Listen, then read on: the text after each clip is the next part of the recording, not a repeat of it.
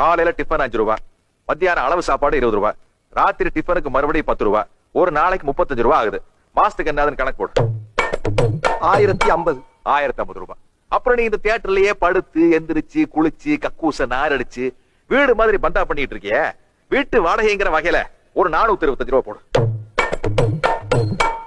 1475. அப்புறம் கேண்டீன்ல நீ குடிக்கிற ஓசி டீ, ஓசி காஃபி, அப்புறம் திருடி திங்கிற பாப்கார்னு, இந்த கணக்குல ஒரு 250 ரூபாய் போடு.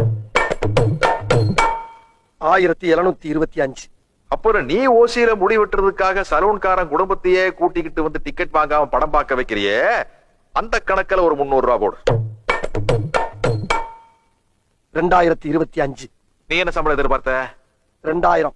இந்த 25 ரூபாய் பாக்கிய மாசம் 1ஆம் தேதியிலிருந்து 7ஆம் தேதிக்குள்ள நீ எனக்கு கரெக்டா கொடுத்துற. ஓகே?